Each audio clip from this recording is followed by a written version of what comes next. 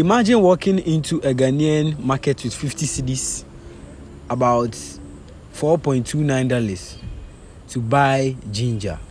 A few years ago, that same amount of money could get you a considerable larger quantity. But today, the story is different. According to Ghana News Agency, traders at Nungwa Market said ginger that previously sold for 5 Ghana cedis, or roughly about 43 cents, was now selling for 10 Ghana cedis, which is about 86 cents. And it gets even more interesting. The GNA reported that ginger worth 20 cedis to 25 Ghana cedis, roughly 1.72 to 2.14 US dollars in the past, could now require as much as 50 cedis, or about $4.29. So think about that for a moment. The same 50 cedis that could previously buy you a much larger quantity of ginger may now buy you only a fraction of that quantity. And this isn't only happening at the retail level. In June 2026, traders in Kajebi reported a bag of ginger selling for around 5,000 Ghana cedis, which is approximately $429. Other reports have put some bags between 4,000 and 6,500, which is equivalent to $343 to $558. Now, when you hear numbers like this, the first thing that might come to your mind is ginger becoming too expensive? But I want us to look at the problem from a different angle. What if, instead of always buying ginger from the market, you could produce at least some of what you need yourself? And I am not talking about owning a huge farm or having acres of land. I'm talking about growing ginger in your backyard, garden, compound, or even in containers, depending on the space available to you. Because when the price of product keeps increasing, one way to cope is not only to look for cheaper places to buy it, but also to ask, can I produce some of it myself? Can I produce some of it myself? And as you all know, ginger is one of those crops that can make the idea particularly interesting, because you don't necessarily need a massive piece of land to get started. So in this video, I'm going to take you from one piece of ginger to your own backyard ginger farm. Let's look at how to select ginger from planting, how to prepare it, how to get it sprouting in plastic bottles, how to prepare our used car tires as growing containers, how to plant it, how to maintain it, how to add organic nutrients, when to harvest, and how can you produce fresh ginger right from your backyard or your compound. So if you have a small piece of land, a backyard, or you are thinking about using containers, let's get into exactly how you can grow ginger at your home. First, let's start with selecting and preparing the ginger. When selecting your ginger, don't just pick any piece you find. Look for a plump, healthy ginger with several visible eyes or buds. These buds are that which will eventually produce the new shoots. Once you've selected the ginger, cut into smaller pieces of about 1 to 2 inches, making sure each piece has at least one good bud. After cutting, don't plant them immediately.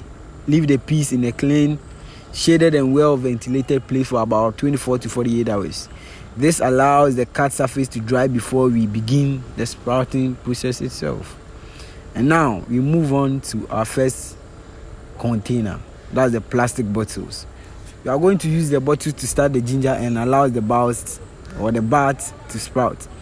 Once the ginger has started producing shoots and has established itself, we transfer it into our main growing containers, which in this case are used car tires.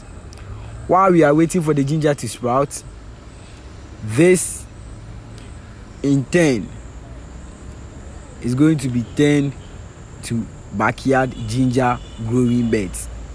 So Place the ties in a suitable location where they can receive good sunlight and where you can easily water and monitor the plant. Now we fill the ties with our soil mixture.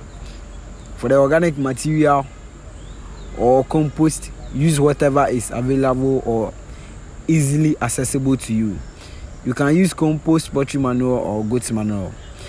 The important thing is that the manure should be properly decomposed before you use it.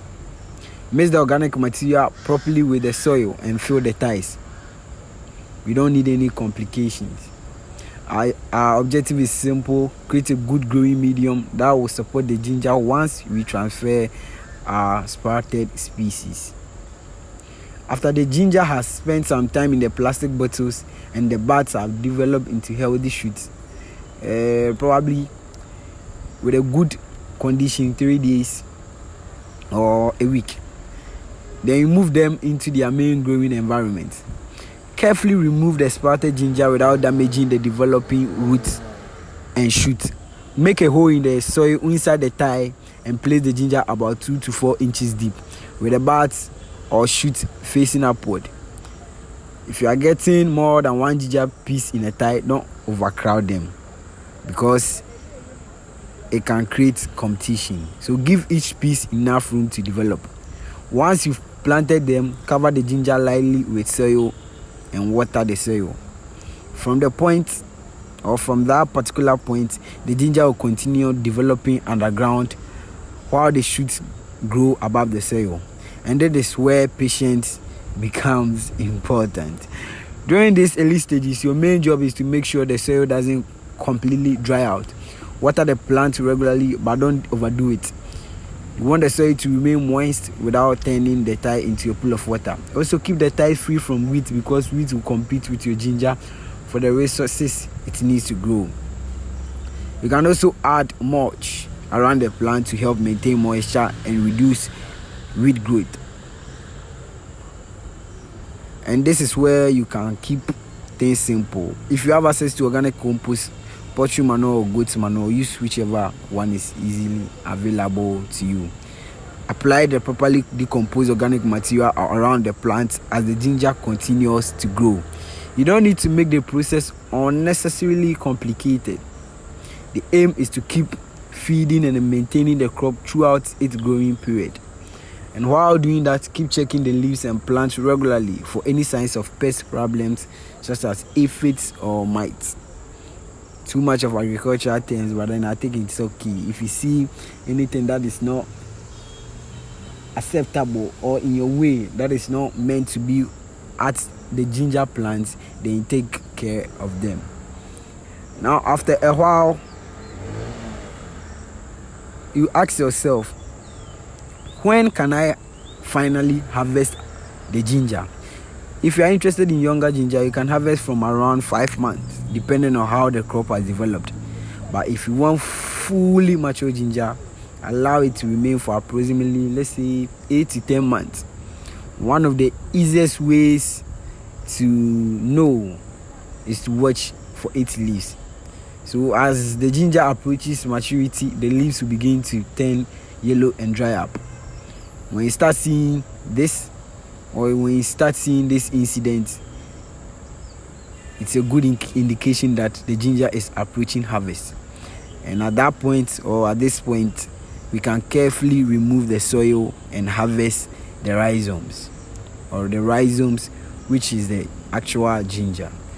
And that's the complete journey from selecting a piece of ginger, getting it to sprout in a plastic bottle, transferring it into a tie, maintaining it with water and organic nutrients, and eventually harvesting fresh ginger from our own backyard. So just be pragmatic, just be practical about this very thing, because it's not tedious at all, and it does work really well. I think this video is really interesting and it will help you out very well. So if you find this video helpful, like, comment and share for others too, and also for the algorithm to keep sharing my videos to you. See you in the next video. It's been another section with your agribusiness insights and your agribusiness consultant. Subscribe and follow for more. Bye.